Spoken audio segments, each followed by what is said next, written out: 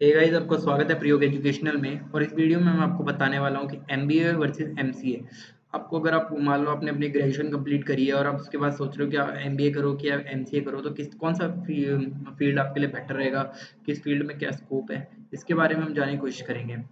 तो एमबीए का जो बेसिकली फुल फॉर्म रहता है मास्टर ऑफ बिजनेस एडमिनिस्ट्रेशन। तो इसमें जो आपके बेसिकली जो रोल होते हैं वो आपके थोड़े मैनेजर वाले रोल्स होते हैं, मैनेजरियल रोल्स होते हैं, जिसमें आपको टीम को मैनेज करते हो।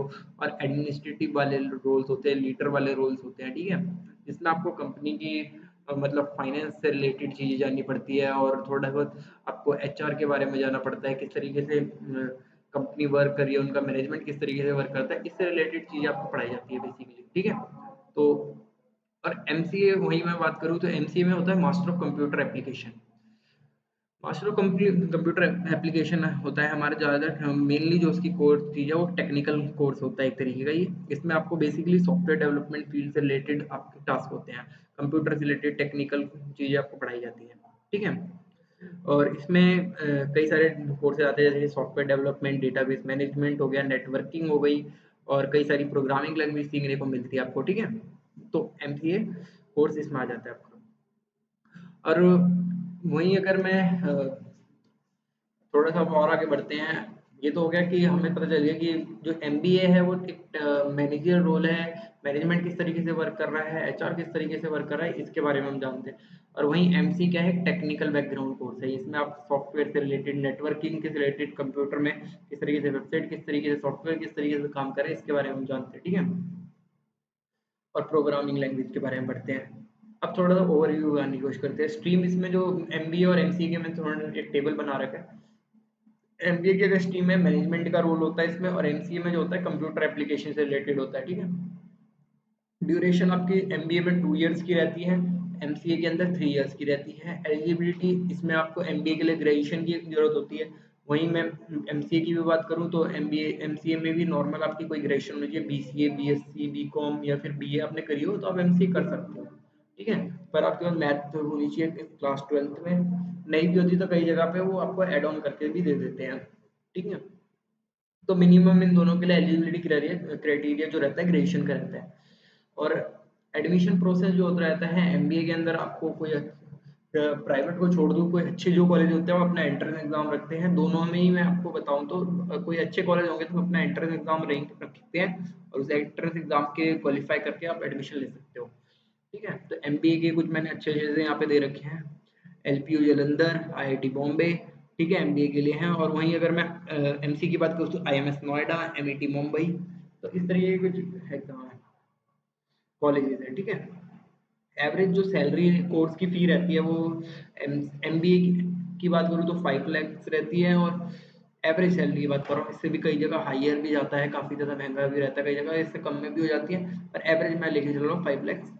और एमसीए का भी कोर्स जो आप करते हो तो उसमें आपको एमसीए अगर आप ओपन से नहीं कर रहे हैं, ओपन में तो काफ़ी 1 लाख में भी हो जाता है, पर अगर आप रेगुलर कर रहे हो तो 2 से 3 lakhs में आपका पड़ता है, ठीक है। और सैलरी अगर मैं बात करूँ पे स्केल की तो दोनों का 7.64 एज अ फ्रेशर रहता ही रहता है, कहीं ज़्यादातर में तो एवरेज है, मतलब कम भी हो सकता है, किसी का ज़्यादा भी होता है।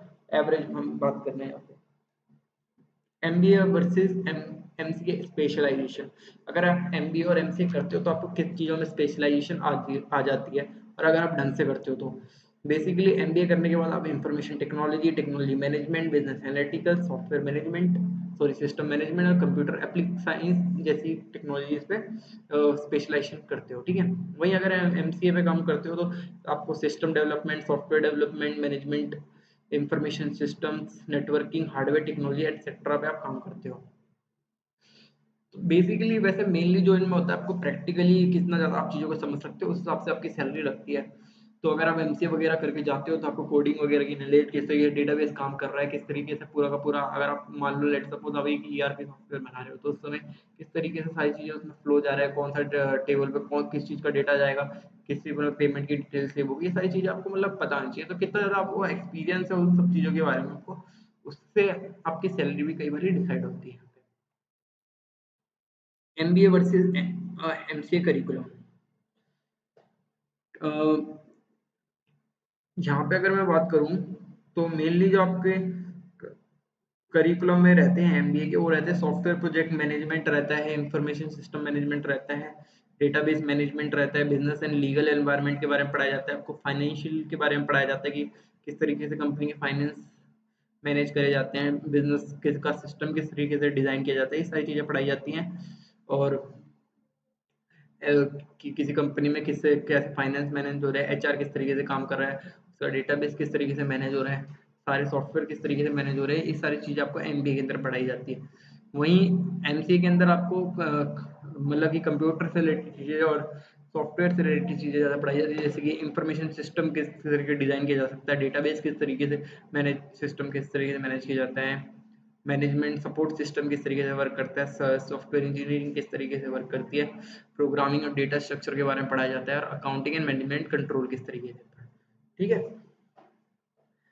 क्या क्या स्कोप रहते हैं इनके और क्या क्या जॉब प्रोफाइल रहती है, तो दोनों में ही आपको बहुत अच्छी अच्छी जॉब मिल जाएगी, दोनों के ही सैलरी पैकेजेस काफ़ी ज़्यादा हाई रहते हैं। ठीक है, तो अगर मैं एमबीए की बात करूँ तो एमबीए इंडिया के अंदर, मतलब इंडिया के अंदर ऑल ओवर द वर्ल्ड सबसे लुक्रेटिव जॉब्स होती है, इनकी सैलरी जो होती है सबसे हाईएस्ट जाती है एमबीए की, क्योंकि ये सबसे टॉप मैनेजमेंट कंपनीज के अंदर लगते हैं जो उनकी सैलरी का सबसे हाईएस्ट जाती है। ठीक है, तो एमबीए की जो जॉब प्रोफाइल रहती है, जैसे मार्केटिंग मैनेजर के रूप में लग सकते हो आप, फाइनेंशियल मैनेजर के रूप में लग सकते हो, इनकी जो starting salary 6.95 lakhs marketing manager की रहती है, फाइनेंशियल मैनेजर की 9.94 लैक्स। वहीं आप बिजनेस डेवलपमेंट मैनेजर पे लग सकते हो, कस्टमर रिलेशनशिप मैनेजमेंट में भी।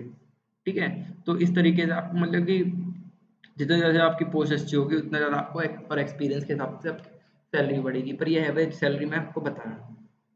वहीं एमसीए की बात करें तो एमसीए भी एमबीए के बिल्कुल बराबरी में ही है, और एमसीए का जो आईटी सेक्टर के अंदर काफ़ी ज़्यादा बूम है इसका, एमसीए का इस टाइम पे।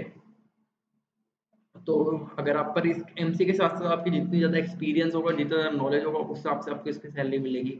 ठीक है, तो इसमें आपका जो मेन रहता है software developer, website designer, software engineer, database manager, network network engineer, और इनका जो पैकेज रहता है 5 से लेकर 3 के बीच में आपका पैकेज रहता है अच्छा खासा। ठीक है, फ्रेशर के लिए बता रहा हूँ। एमबीए और एमसीए सैलरी की बात करें तो यहाँ पे मैंने कंपैरिजन कर रखा है, एमबीए का एंट्री लेवल पे आपका 5 से 6 के बीच में रहता है, एमसीए का 4 टू 5 लाख पर एनम रहता है, मिड लेवल पे जाओगे तो 8 टू 10 लाख रहेगा, और 9 8 टू 9 में और टॉप लेवल कंपनीज में एमबीए का 12 लाख पर एनम भी हो सकता है, और इसमें 10, पर ये कंपनी टू कंपनी वेरी भी करता है, मार्केट किस तरीके से चल रही है उस समय कई सारी चीज़ों पर डिपेंड करता है, तो ये मैंने एक एनुअल आपको एवरेज बता दिया। अब आपको अगर आपको एक कोई मैं अगर अपने ओपिनियन के साथ बताऊँ कि कौन सा ज़्यादा बेटर रहेगा, तो ये चीज़ें आपको एनालाइज भी करनी पड़ेगी कि आप किस फील्ड में जाना चाहते हो। ठीक है, तो टाइप ऑफ जॉब अगर आपके पास एमबीए के अंदर आप जाओगे तो किस तरीके की जॉब रहेगी, आपको मेनली मेनली प्लानिंग में रहेगा कि कंपनी में किस तरीके से कोई भी प्लान एग्जीक्यूट होगा, इन सब चीज़ों पे आपको एमबीए के अंदर काम सिखाया जाएगा, और डिफरेंट डिफरेंट डिपार्टमेंट्स में किस तरीके से काम हो रहा है, क्या स्ट्रेटेजीज बनाई जा रही हैं, और क्लाइंट को किस तरीके से ऑनबोर्ड करना है, ये सारी चीज़ें आपको सिखाई जाएंगी। वहीं एमसीए के अंदर आपका मेनली डेस्कटॉप रहता है, उसमें आपको टेक्निकल चीज़ें सॉल्व करनी है, किस तरीके से सॉफ्टवेयर डेवलप होगा, किस तरीके से आपको बग सॉल्व करने हैं, किस तरीके से डेटाबेस को मैनेज करोगे, और कंपनी के सॉफ्टवेयर की सिक्योरिटी किस तरीके से काम करेगी, ये सारी की सारी चीज़ें आप एमसीए करने के बाद आपको उस पर्टिकुलर फील्ड के अंदर आप जाते हो। ठीक है, आइडियल स्किल सेट क्या होता है, अगर आप एमबीए कर रहे हो तो आपको कुछ जो स्किल आपके अंदर होनी चाहिए। अगर मान लो आपके पास गुड मैनेजमेंट स्किल और एनालिटिकल स्किल बहुत अच्छी होनी चाहिए, एमबीए के अंदर आप जा रहे हो, आपकी कम्युनिकेशन स्किल बहुत अच्छी होनी चाहिए, प्रेजेंटेशन स्किल बहुत अच्छी होनी चाहिए।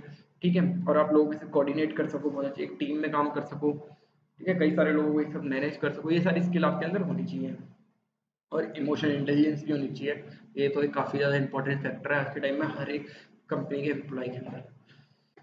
फिर उसके बाद अगर मैं एमसीए की बात करूँ तो एमसीए में आपके अंदर टेक्निकल बैकग्राउंड की नॉलेज बहुत अच्छी होनी चाहिए, किस तरीके से सर्वर काम कर रहे हैं, किस तरीके से आप मतलब कि बग सॉल्व करेंगे, ये सारी चीज़ें आपको पता है, और न्यू टेक्नोलॉजी आज के टाइम में हर एक टाइम नई नई टेक्नोलॉजी आती है, उसके साथ अपडेटेड रहना है, ये सारी चीज़ें आपके अंदर होनी चाहिए, और आप नई नई प्रोग्रामिंग लैंग्वेज को पढ़ सको और जल्दी से जल्दी टाइम पे अपने आइडिया को एग्जीक्यूट कर सको कोडिंग के थ्रू, ये सारी चीज़ें आपको इसमें सिखाई जाती हैं। हम्म हायरिंग जो सेक्टर रहते हैं, अगर आप एमबीए करके जाते हो तो आपके जो बीएफएसआई फॉर्म्स होते हैं, कंसल्टेंसीज होती है, मैन्युफैक्चरिंग यूनिट होती है, ये आपको हायर कर लेती है। और वहीं अगर हायरिंग सेक्टर में इसमें बात करूँ आईटी कंपनी में, तो जनरली सॉफ्टवेयर डेवलपमेंट कोई फर्म होगी, आईटी कंसल्टेंसीज होंगी, या फिर कोई टेलीकॉम कंपनीज हो सकती है, या फिर कोई ऐसी कंपनी जिनका खुद का प्रोडक्ट है, या प्रोडक्ट बेस्ड कंपनीज होती है जो अपने सॉफ्टवेयर डेवलपर्स हायर करती हैं। ठीक है, रिटर्न आपको दोनों में ही बेटर मिलते हैं, बहुत अच्छे रिटर्न मिलते हैं, आप दोनों में पैसा लगाते हो। एमबीए में थोड़ा ज़्यादा पैसा लगता है एज़ कम्पेयर टू एमसीए, पर रिटर्न दोनों में बराबर ही आते हैं। तो अब आपको किस फील्ड में जाना है और किस पर्टिकुलर डोमेन में आपको काम करना है, ये आप टोटली डिपेंड होता है आपको, आपके ऊपर। और मैंने आपको जो चीज़ें बताई हैं उसके हिसाब से आपको सोचना है आप कहाँ पे स्टैंड करते हो, आपको टेक्निकल में जाना है या मैनेजमेंट की स्किल पे जाना है। ठीक है, जिस भी स्किल में आपको बेटर लगेगा तो उस तरफ आपको जाना है। ठीक है, अपने ओपिनियन के हिसाब से, अपने फैक्ट, अपने स्टैंड पॉइंट के हिसाब से। ठीक है, तो होपफुली आपको ये समझ आई होगी वीडियो। अगर आपको वीडियो पसंद है इसको लाइक शेयर सब्सक्राइब करना ना भूलें। Thank you very much for watching this video.